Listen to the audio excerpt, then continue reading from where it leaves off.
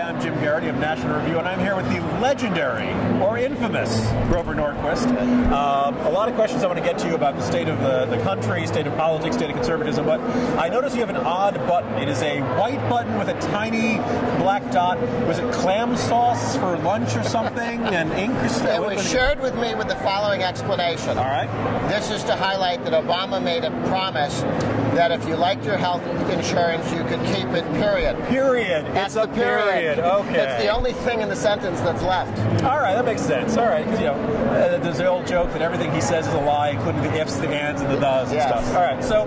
But not the punctuation, evidently. All right, so we're here at CPAC, and there's kind of this atmosphere of, on the one hand, this is a very invigorated movement. On the other hand, there's a great deal of frustration. Lost in 2012. A lot of conservatives feel like they made the better argument, and the country just wasn't willing to buy into it. And we are now in, about a year into what looks like a presidency. It's getting lamer and lamer as a lame duck as time goes by. So what do conservatives do until January 2017? Well, there's reason for frustration, but there's also reason for optimism.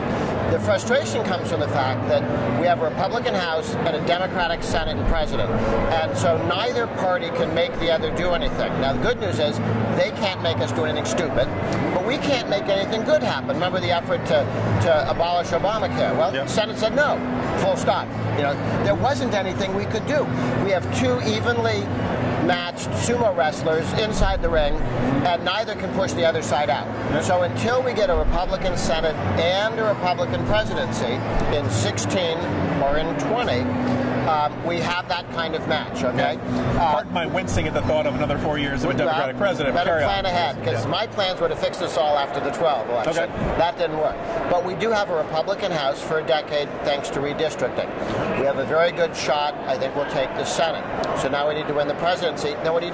Pass the Ryan budget plan and the tax reform building off of the Camp reform. You do those two things.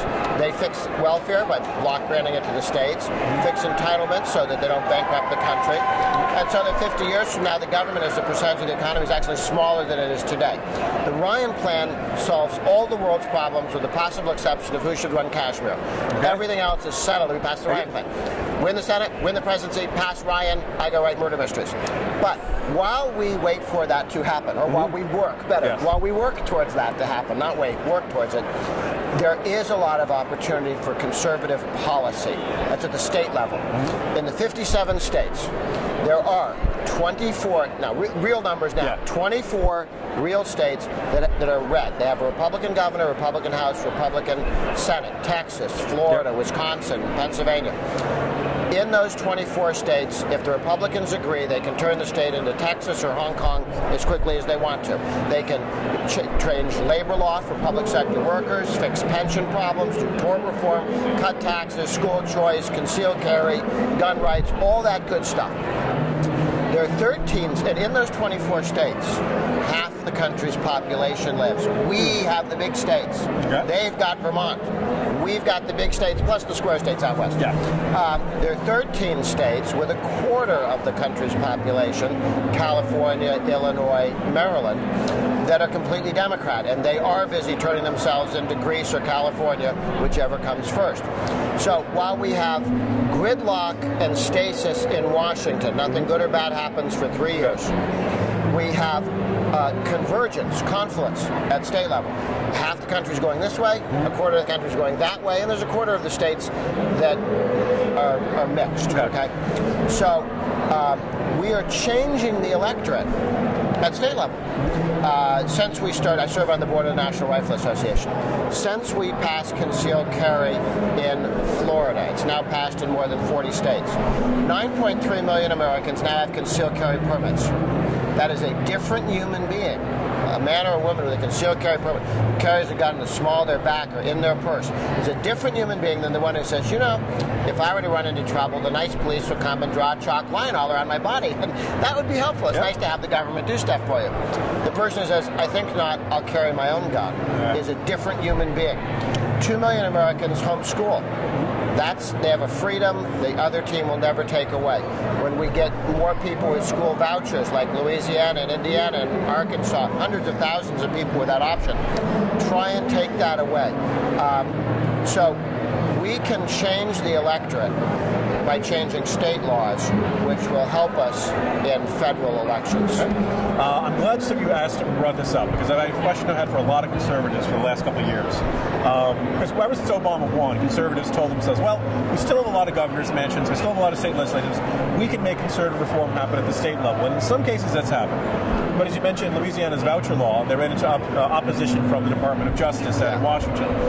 Voter ID laws have had problems. Right? So have we kind of underestimated the difficulty a hostile administration in Washington can create for state-level reforms in these conservative and Republican states? Well, in each of these, actually, we are winning at the end of the day. We're getting the school choice expansions in North Carolina and Arizona and Indiana, and we will win in Louisiana, but they can slow stuff down. The feds can. Certainly, Fed tax policy can make it more difficult to have more innovative state tax policy. There are 9 states with no income tax. A number of Republican red states like North Carolina and Kansas and Louisiana and Oklahoma and Nebraska have had the leading Republicans say our goal is to get to 0. Now, it may take us 10 years, but that's the direction we're going in. And some of them will make it well before 10 years. So I think there's a great deal we could do. Tort reform defunds the left. Reforming labor union laws for the public sector like Wisconsin did. There may be 100,000 people not paying $600 dues every year in Wisconsin alone. That defunds the left. That makes all other victories more likely. Okay. I recently saw a presentation that raised one other aspect besides having a Republican governor or a Republican state legislature. There's also the question of state Supreme Courts. Yes. That all of a sudden they can end up throwing a lot of sand into the gears for a reform-minded Republican governor's agenda. I guess one question is, as a movement, do we pay enough attention to this? Because a lot of states have elected state Supreme Court members. And secondly, is that kind of where the next stage of the fight will be, is once you've enacted the reform, can you keep it legal based on all these legal challenges that will come from lefty interest groups? You see that very often, and perhaps most often, on tort reform. We have passed at the state level many laws reforming tort laws so the trial lawyers can't loot everybody. And many of them get knocked out by lawyers on the state Supreme Court at the state level. We should actually always consider a state not completely Republican unless it has House, Senate, Governor, and Supreme Court.